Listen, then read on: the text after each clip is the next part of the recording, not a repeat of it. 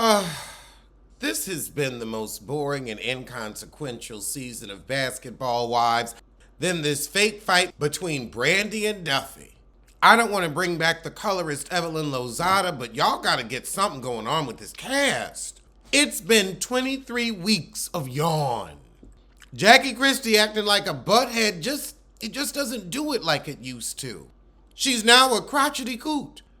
So we open with everybody getting a little invitation to Duffy and Iman's re-engagement. Child, leave the re at Pink Valley.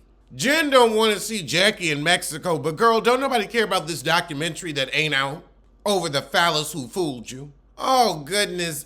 Duffy, why are you going to Angel's shop to get something gaudy? You ain't performing no more.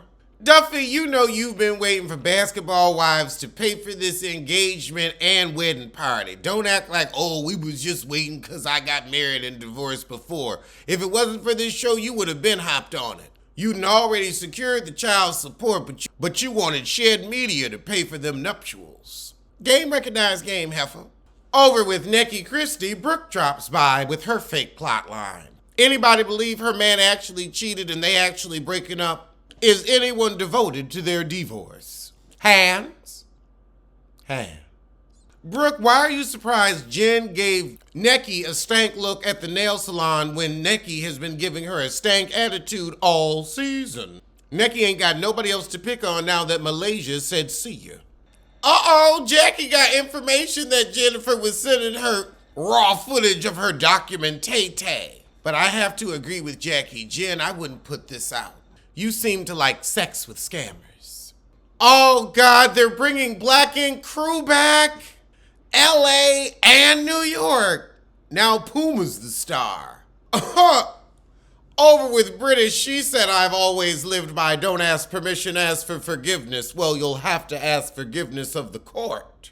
And also forgiveness from the people whose social security numbers you stole. For fraud. Brooke starts whining about her fake divorce plotline, saying she's open to discuss things with her husband. The fact that they ain't covered it means we don't care. If he was doing anything and everything he could to fight for his marriage, he wouldn't have had an affair. So now we got Duffy inviting Iman down to Mexico for the re-engagement. So the heifers have arrived in Mexico. So the hotel is on a spa of healing waters. And you think the healing water's gonna get these heifers to act right? You can't heal a soiled soul and a sorry spirit. And that's Nikki Christie. So Jennifer's ready to confront Nikki, and Nikki thinks she's apologized. But she ain't gonna do it now. She gonna wait till after the re-engagement. However, Jackie's now passed her receipts on to Duffy and Brooke. I still feel like just because somebody sends you some raw footage don't mean you can claim production. You a producer. So now we all heading to dinner. Brandy in a dress so tight she can't even walk up the stairs, but who are you showing off for?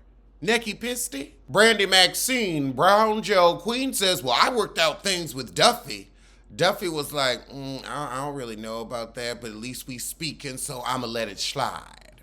Duffy said, I don't feel like you put your heart out at the same time I did, but I know it's gonna take you some time. As long as it takes you to brush your baby hairs, although them baby hairs is so long, they grown hairs. Them baby hairs look like a window valance. Some J.C. Penney's drapery. You remember they drapes from back in the day. So does Brandy's hairline. But it gets back to Jackie and Jen. Now, Jen saying, Jackie, you had nothing to do with it, but Jackie does have messages where you were sending her your stuff. How did you help, Jackie? How did you help? Well, I guess when you sent her the raw footage, she looked over it. I don't think Jackie's taking too much credit this time. She is saying, I helped, I supported you, I wanted you to support me with my faux real estate license storyline. But now Jackie just calling Jennifer everything but a child of God, because, well, you know her neck. But now Jackie's calling Jennifer everything but a child of God. I swear, Jackie, your neck has such a foul mouth. Gabrisi's too. The fatter the neck, the fouler the mouth. And why Jackie pull out this cheap brush for this cheaper wig? Jackie said, I'ma knock that hoe out. I don't know, Jackie. You continually got your butt beat in the earlier seasons, so I'm not sure you could take Jennifer, but I don't think she'd bust a grape. You saw she barely dodged that table when Malele threw it at her. Ha! Jennifer said, I don't fight senior citizens. Honey, you ain't 2 doors down from your AARP either. You just haven't aged as poorly as Jackie because you're not colorist against your own children. Did Jackie say she was a producer? Because Jen wants a producer's agreement. However, Jen does have a point. They need to stop normalizing Jackie's bad behavior and hold her responsible. But nobody's ever held her responsible. That's why Doug just leaves. He stayed playing basketball till he was 57. Now he run around coaching. Wait a minute. We've had a whole season where Jackie and Doug didn't get married? We ain't have a Jackie and Doug wedding? Trouble in paradise. Oh, Lord. So we ended with Jackie telling Jen, come back to the table, bitch. And Brandy Maxine, Brown Gel Queen, telling Jackie, I can't believe you're a coach's wife. And now Jackie's upset you brought her family into it. I mean, Jackie will pop off, but she's become a one-note asshole, and I'm tired of the same old song. Child, I'ma see you soon for Jersey. You're being disrespectful, Jackie. You're being disrespectful. That's what she does. She's got a fat neck and nothing but disrespect. I mean, you're acting like you just met the woman. She is always disrespectful. And the truth is you've allowed it all season because she ain't been picking with you.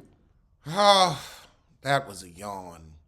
This is one of their worst seasons. They have so many. Okay, let's check out the trailer for the regime. If this is some more Crown crap, I think I've just had enough of Britain for a while, but let's see what it is. Yeah, it's HBO and we're somewhere in Europe. We got Kate Winslet as some type of chancellor. This is like comedy meets government meets Succession.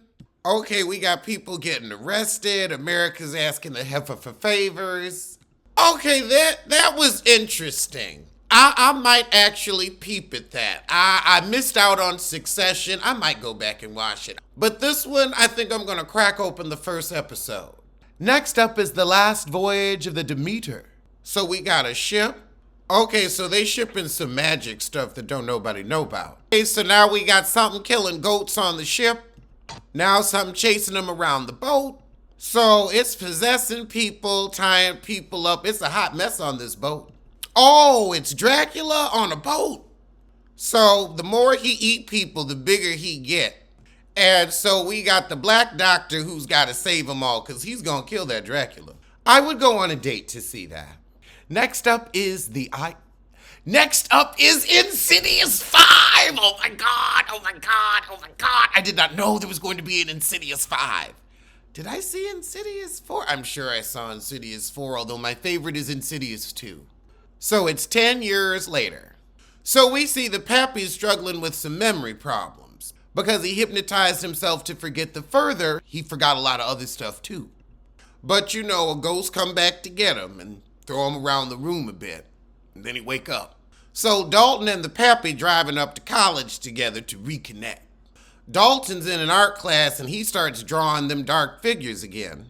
So now it's a father and son adventure into the further. I love it. Rose Byrne is back. These are my favorite characters. I am just here for it. What mystery they trying to unravel now? Yes, Lin Shaye is back too. Insidious, the Red Door. You know I will be seeing this in the theater and at the house. I'll be watching all 4 of them in prep. Hell, I just watch all 4 of them because I like them. See y'all soon.